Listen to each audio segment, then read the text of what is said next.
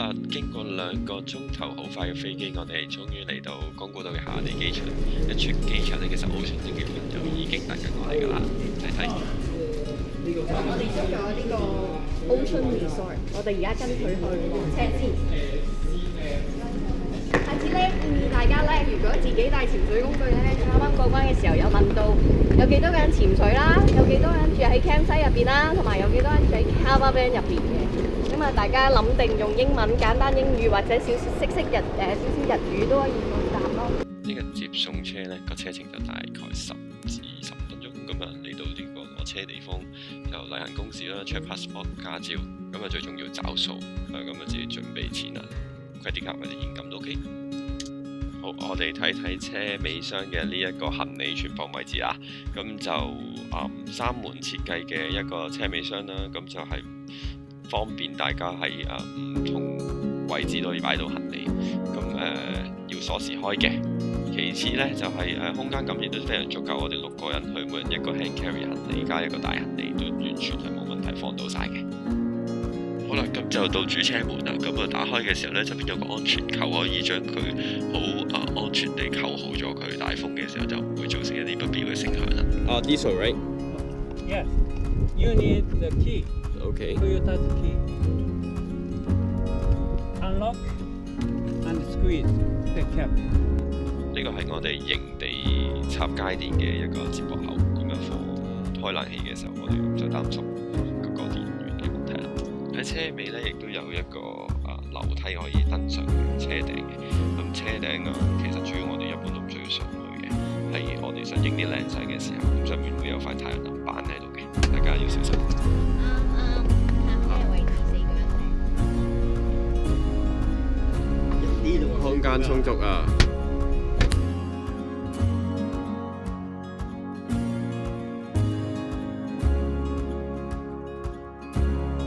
好啦，取車成功之後呢，去營地望望，好快咁帶大家轉個身、轉個圈望一望個營地到底係點嘅。睇下廁所先。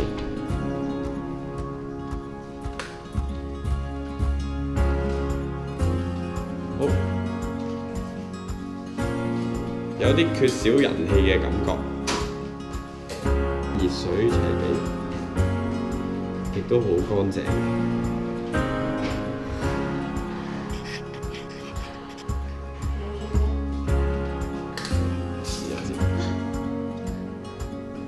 嗱，呢個就係錯誤嘅示範啦。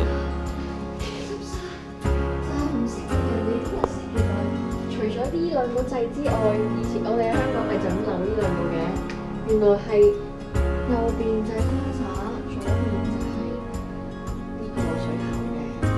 咁我哋都係示範下啦，大家睇條褲睇出香港人平時唔關人哋，覺得好好喎，呢個好細心喎，有個櫃仔俾你。平時嘅廁所有廁紙啦，同埋咧係乾淨，不過就唔係日式嗰隻廁所嚟嘅。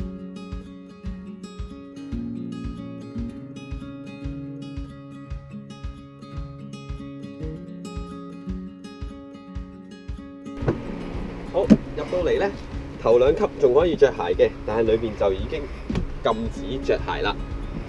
咁呢，呢度有個鞋櫃，咁我哋就可以將啲鞋放晒入去呢度。係啦，咁再入嚟啦，呢張係一個雙人嘅床位嚟嘅。咁見到佢有條樓梯啦，呢條樓梯呢就係 for 另一邊上床嘅用途嘅。咁呢，呢度大家望下。我亦都上去俾大家感受下，究竟呢度係點嘅呢？都唔細㗎，啱啱好以我嘅高度嚟計啦。係啦，咁冷氣就着咗啦。咁如果喺純用電池嘅情況底下呢，我哋係只能夠用到5個鐘頭左右嘅啫。咁其次呢，兩邊都會有呢個儲物櫃嘅。十分實用嘅。好，咁另一個介紹嘅位置呢，就係呢架車嘅中廳啦。咁呢，平時我哋飲嘢啊，或者一般作息呢，我哋都可以坐咗喺度嘅，大概坐到4個人度啦。呢度係啦。咁呢架中廳呢，其中一個功能呢，就會係一個瞓覺嘅地方，就我一個人瞓覺嘅。咁呢，我我哋可以將呢張台拆甩咗佢。咁然之後咧，將呢個咁嘅腳咧閂埋佢之後，將呢塊板放平咗喺度。咁咧就再將呢個咁嘅水收納埋佢，放咗落嚟，咁亦都係休息瞓覺嘅。另外，佢亦都一樣，基本上每個瞓覺嘅位置佢都會有一隻窗，每隻窗個構造都係一樣啦，有個窗簾，有個蚊帳，個窗亦都係可以打開嘅。瞓覺位置亦都係有兩個都幾巨型嘅儲物箱喺度，燈飾亦都係一樣，瞓覺位置亦都有一盞特別過嘅燈。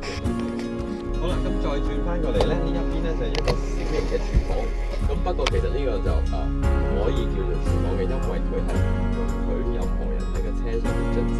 咁有啲咩咧？打開佢先，有個簡單嘅水龍頭。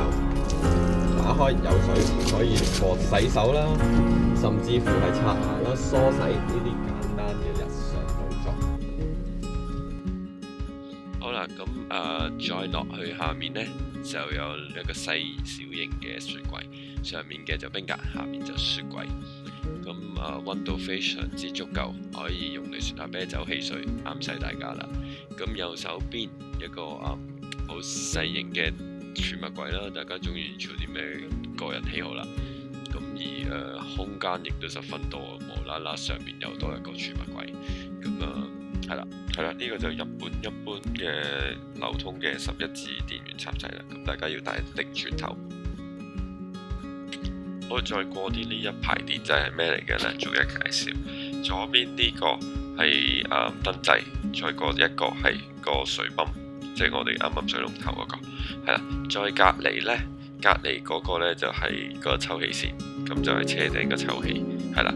咁我哋睇睇車頂嘅抽氣呢，其實主要呢就放大家如果唔開冷氣，譬如呢啲11月份嘅天氣呢，其實即係打開埋窗呢，就絕對啱啱溫度適中啦，亦都唔會太焗。好，嚟到呢個上車嘅位置，咁上車位置側邊呢，有張接合式嘅台仔咁啊，喺水龍頭邊咁，俾大家可能洗下嘢啊、切嘢等等啦。你睇睇鏡頭嘅右手邊呢一個嘅電錶仔啦，咁其實我哋車上面有一套後備電源系統啊。咁喺我哋唔着車嘅時候呢，或者冇插街電嘅時候呢，咁啲雪櫃啊，或者啲車上面嘅燈亦都需要係有電對到10派咁就靠呢套電源系統。咁呢個電源系統呢，車着緊嘅時候或者插街電就會插翻佢嘅，咁所以冇着車或者冇插電嘅時候就要小心注意用電啦。好，過少少喺駕駛台嘅後面有另一個220V嘅插掣。好，落少少呢，有3個插頭，其中兩個係個車插啦，一個係 USB 插電嚟嘅。咁呢個幾緊要㗎，咁大家帶翻個1開3嘅 USB 分插啦，咁就可以將我哋平時嘅日常電子儀器呢喺度插電啦。好，過到嚟呢邊呢，車頭位置呢度其實呢仲有一個機關嘅，亦都係另一個可以供乘客瞓覺嘅地方。我哋拉開佢，其實係一張床嚟嘅，咁上邊會有梳化。我哋將呢兩個梳化咧拍埋落嚟之後咧，其實就係另一個瞓覺嘅地方啦。呢邊我哋其實前面仲有一張梯喺度嘅，呢度其實有啲高㗎。一般如果身手唔係太靈活嘅朋友咧，其實就真係需要用張梯嚟到上嚟呢度。咁其實呢個位置咧，等我上去示範俾大家睇下，究竟個空間感係如何咧？大概可以瞓到2至3個人嘅，但係咧佢就建議瞓2個人。咁呢個位置一樣啦，兩邊都有窗喺度，包括頭一個、尾一個，係啦。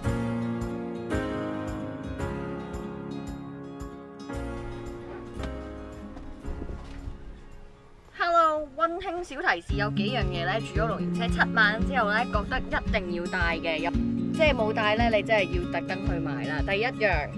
好緊要，尿袋點解呢？成架車咧得其實咧係3個11至日本嘅叉電頭嘅啫，所以咧大量嘅尿袋係需要特別係有電子儀器嘅朋友啦。第二一塊鏡，呢塊鏡咧係喺100 yen 店度買嘅，連埋稅110 yen 嘅。點解需要呢？